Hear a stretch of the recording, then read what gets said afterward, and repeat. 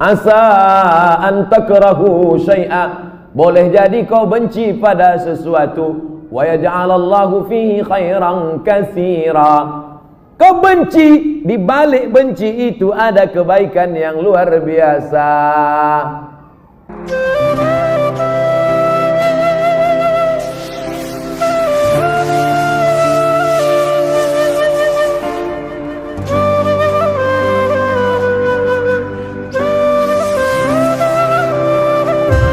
Pak Ustadz, bagaimana cara husnuzon terhadap takdir Allah? Terkadang yang namanya manusia nih, asa an takrahu syai'a, boleh jadi kau benci pada sesuatu, wa yaj'alallahu fihi khairan katsira. Kau benci, di balik benci itu ada kebaikan yang luar biasa. Ikut latihan paskibraka, sudah hampir mau, tiba-tiba batal, sakit hati, benci, kenapa nasib begini? Rupanya skenario Allah indah. Dipanggil sama Pak Kapolres, diuruskan ke Jakarta. Terbang ke Jakarta.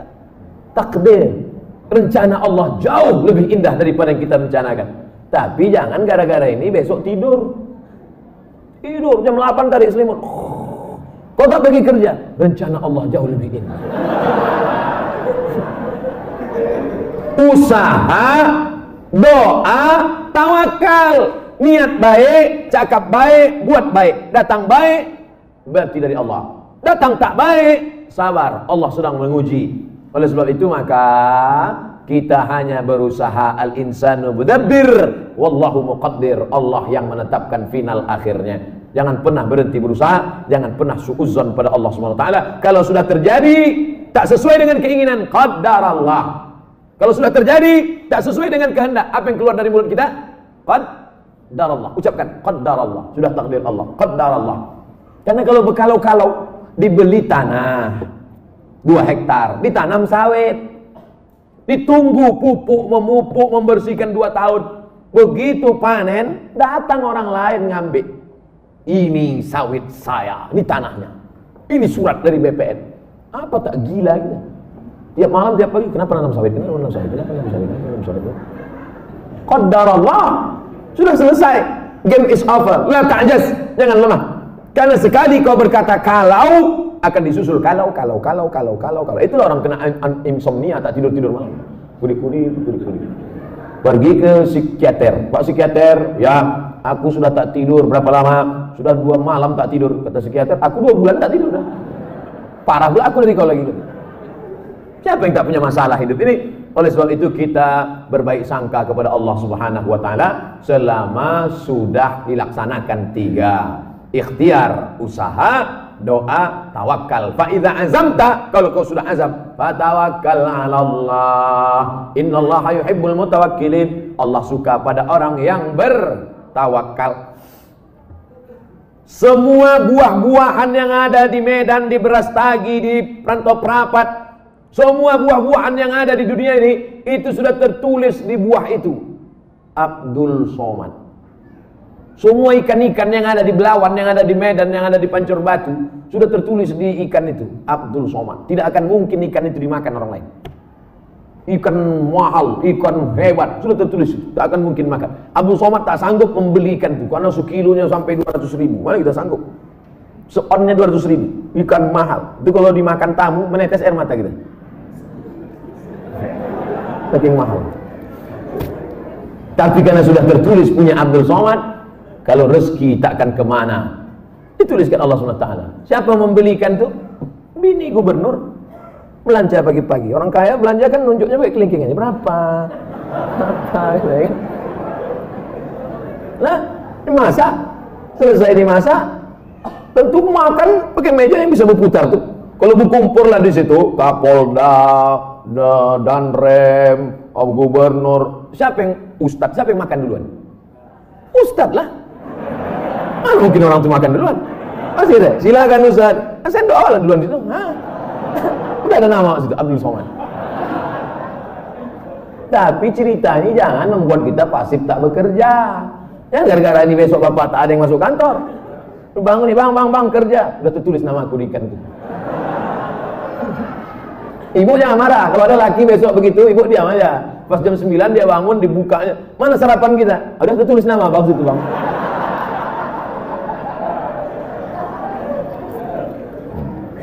Orang yang pakai akal-akal itu pakai akal juga kita balasnya. Tak main ayat hadis sama dia.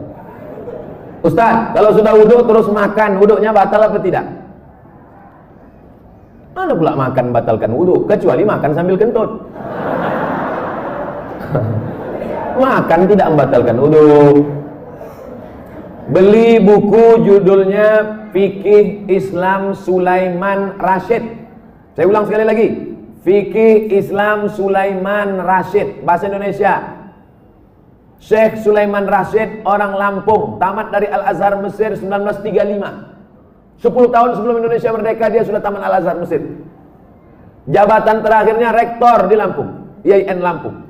Fikih Islam simple sederhana, supaya tahu mana rukun, mana syarat, mana wajib, mana makruh, mana membatalkan. Setiap rumah mesti punya buku ini. Ini fikih yang simple, murah, harganya 40.000. Kalau naik saya tak tanggung jawab.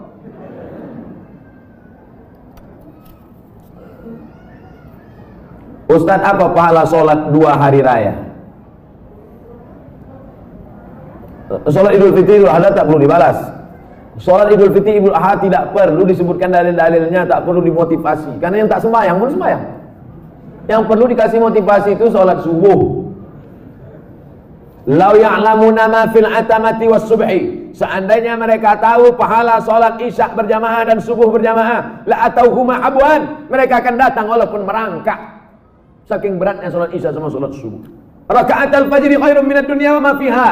2 rakaat sholat subuh, qobliyah subuh, sholat sunat sebelum subuh lebih baik daripada dunia dan seisinya. Kalau sholat qobliyahnya lebih baik dari dunia dan seisinya, apalagi sholat subuhnya. Adapun sholat Idul Fitri, Idul Adha, maka Nabi memerintahkan perempuan, maaf cakap yang sedang haid, perempuan yang haid tetap datang keluar rumah, bukan untuk sholat tapi mendengarkan khutbah. Sholatnya biasa aja, mendengarkan khutbahnya. Dengarkan khutbah. Ini banyak orang sholat id, begitu khotib naik ke atas mimbar, Allahu Akbar, Allahu Akbar, Allahu Akbar. Dia mulailah megang telekung kawan. Kau beli di mana? Di Sukaramai apa di Olimpia? Ustaz, kalau bercadar bagi perempuan wajib apa tidak? Ada namanya Syekh Twigri, tempatnya di Riyadh, Saudi Arabia. Kata dia cadar itu wajib. Syekh Twigri mengatakan cadar wajib. Syekh Albani mengatakan cadar tak wajib. Sesama ulama salafi pun, jangankan yang mazhab Syafi'i, tak sepakat tentang cadar wajib.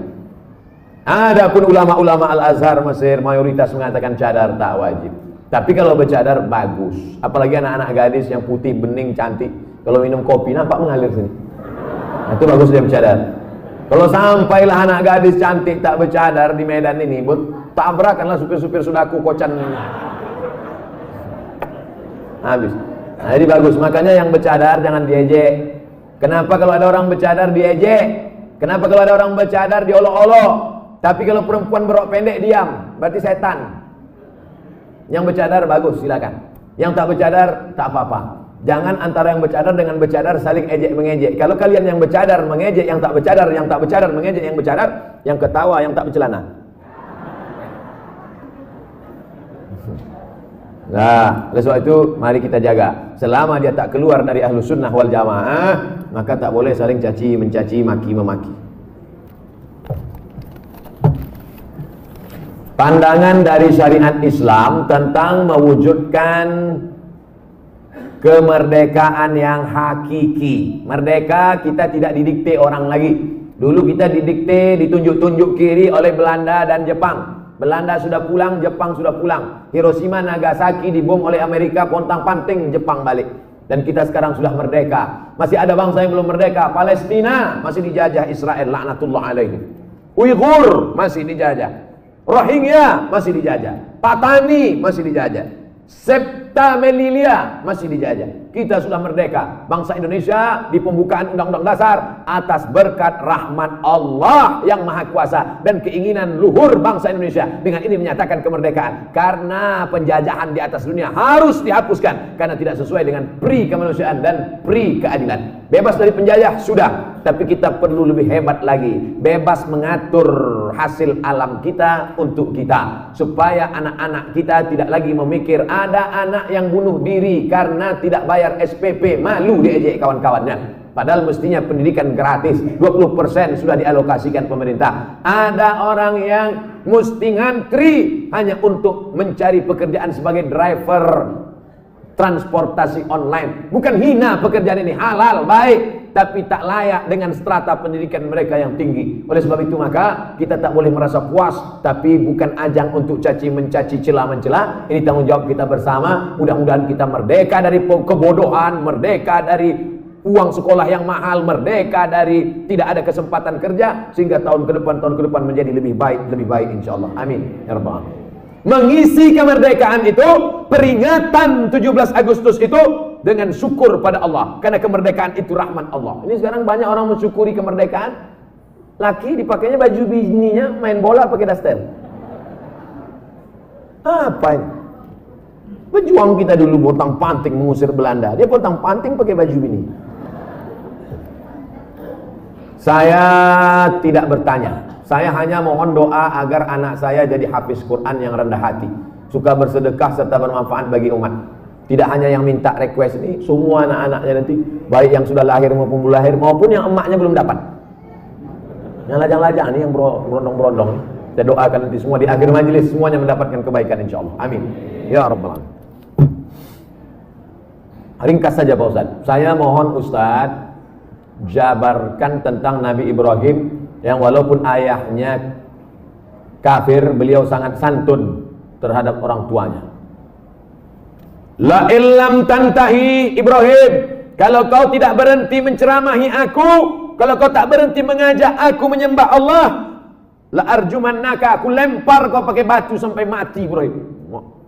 Ada ayah orang Medan gini? Rasa-rasanya tak ada.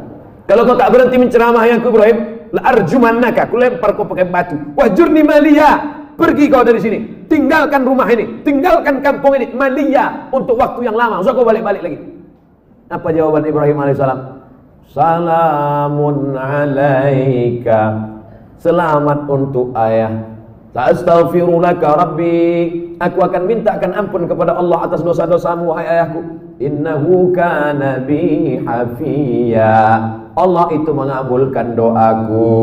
Kalau anda berbakti pada orang tua, dibalas Allah mendapat anak yang berbakti juga. Apa balasan Allah terhadap budi baik Ibrahim? Dapatnya 2. Kau buat 1, ku balas 2. Ibrahim dapat balasan 2. Lahirlah Ismail dengan dites Ibrahim, dibawanya pisau.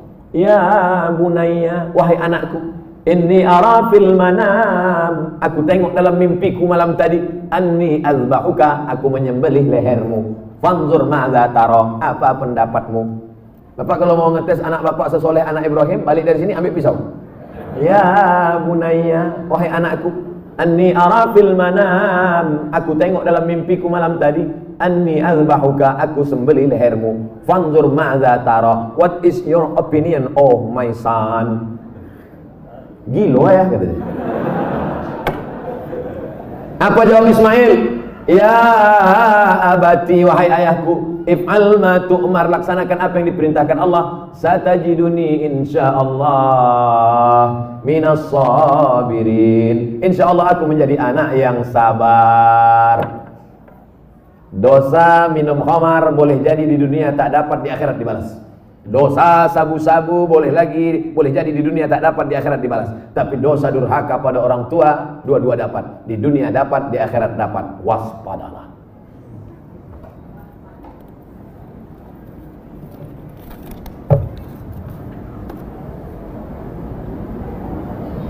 Diturunkan Al-Quran di bumi ini untuk memelihara semesta alam. Kenapa tak ada keinginan Ustadz menjadi pemimpin umat di birokrasi? Mancing-mancing.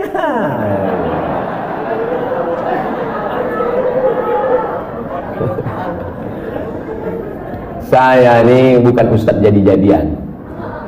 Nih aku kasih tahu. Saya dari kecil memang sudah dipesankan datuk-datuk saya, cucuku yang ini mesti sekolah agama, cucuku yang satu ini untuk sekolah agama. Yang lain mau sekolah dokter, mau jadi pengacara, mau jadi jaksa, mau jadi hakim, mau jadi polisi, mau jadi tentara. Makanya sepupu saya ada yang polisi, ada yang tentara, ada yang jaksa, ada yang guru. Tapi saya memang dipesankan cucuku yang satu ini mesti sekolah agama. Nah, jadi pilih yang lain-lain. Jangan sakit hati. Banyak lagi yang lebih mantap-mantap, hebat-hebat. Jadi Ustaz, saya sampai mati jadi Ustaz ya. Kalau masih kuat berceramah, ceramah. Tak lagi kuat, ngajar alif. Alif di atas alif, bawah alif. Apa tanggapan Ustaz tentang hukum pembuat penjual lukisan? Idza kanat laha dhillun ajma'al ulama ala tahrimiha. Begitu kata Imam Ibnu Hajar Al-Asqalani. Kalau ada bayang-bayangnya, maka sepakat ulama bahwa dia haram. Ada bayang-bayangnya. Laha zillun, ada bayang-bayangnya. Ambil senter dia. Senter, ada tak bayang-bayangnya? Artinya yang tak boleh itu patung. Dicetak, diukir, dibentuk. Itu pun kalau lengkap dari ujung rambut sampai ujung kaki. Kalau kepalanya aja tak apa-apa, boleh. Ibu di rumah ada patung gajah keramik mahal. Lengkap dari belalai sampai ujung kaki. Balik dari sini, potong. Potong. Tinggalkan belalainya aja sedikit. Jangan utuh, haram, tak boleh. Di kamar ada keramik burung merpati sedang bercengkrama, ada lampu di tengah, utuh dari muncung sampai ekor sampai kaki. Potong. Bang, demi Ustaz Somad kita potong. Tinggalkan sedikit. Jangan utuh tak boleh, haram. Tak masuk malaikat rahmat, tak masuk. Apakah setiap muslim bisa menjawab pertanyaan malaikat kubur tentang ketuhanan, kenabian? Jangan dihafal. Ini bukan tes PNS. Ini bukan SNMPTN, seleksi nasional masuk perguruan tinggi negeri.